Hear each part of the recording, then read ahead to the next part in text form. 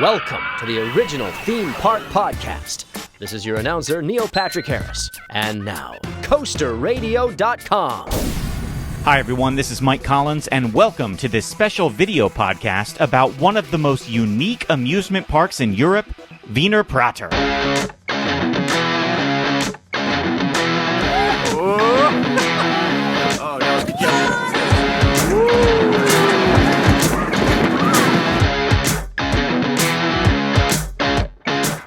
The Wiener Prater is a large public park in Vienna, Austria.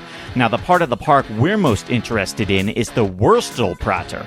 It's an amusement park open from 10 a.m. to 1 a.m. daily from March through October. Now, what makes this park different from all the others is that the attractions, food stands, and restaurants are run as individual businesses. There's no admission fee to get into the park, but instead, each attraction charges its own fee, usually a few euros per ride. Now, one of the first rides you see when you enter the park is Voler, the flying coaster. It's a slightly modified Zamperla flying coaster that was built in 2004. The most interesting part of this roller coaster is that it doesn't have a traditional chain lift. Instead, what it has is a spiral lift that pushes the train around and around until it reaches the top. And by the way, voler is an Italian word that means to fly. Now, if any of us in the States want to ride a roller coaster like this, we'd have to go all the way to Brooklyn, New York to Luna Park's Scream Zone, where they have a version of it called the Screamin' Eagle.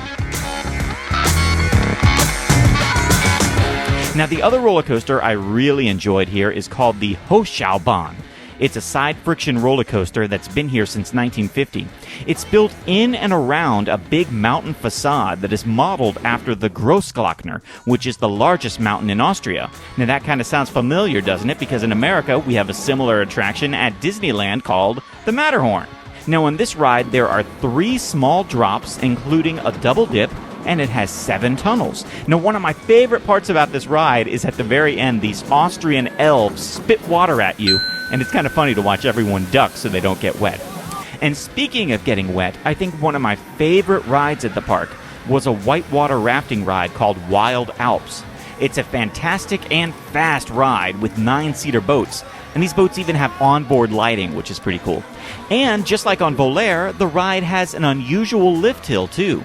The way you get to the top of the slide, which is 83 feet in the air, is by letting a huge elevator take you and the raft to the top. It's kind of reminiscent of the elevator lift system on Pilgrim's Plunge at Holiday World. But then, once you're at the top and the raft starts moving down the flume, it quickly becomes an out-of-control ride where the rafts feel like they're spinning out of control. Yo, spinning.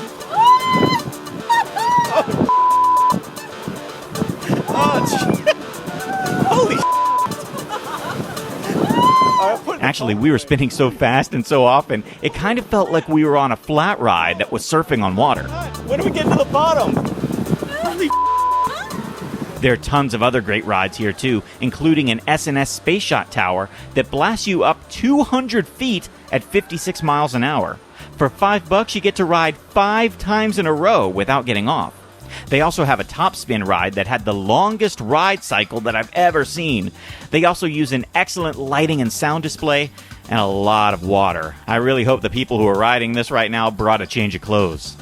There's also Tagada, a ride that was as much of a dance club as it was a flat ride. Now, the amazing thing is that this ride has no separate seats and, from what I could tell, no restraints. But everyone who was riding was encouraged to get up and attempt gravity-defying moves as the ride was spinning and bouncing. The newest headlining attraction at the park is Proctor Tower. 24 riders ascend 383 feet in the air and fly around on these swings at 38 miles per hour. It's the tallest ride of its kind in the world, and the ride that everybody in Vienna was talking about. There are dozens of mind-blowing rides here, and honestly, this place is so good, it's worth buying a plane ticket to Austria just to make a visit. Now, of course, there are lots of other wonderful cultural things to see in one of Europe's greatest cities, but honestly, none were as fun as a visit to the Wiener Prater.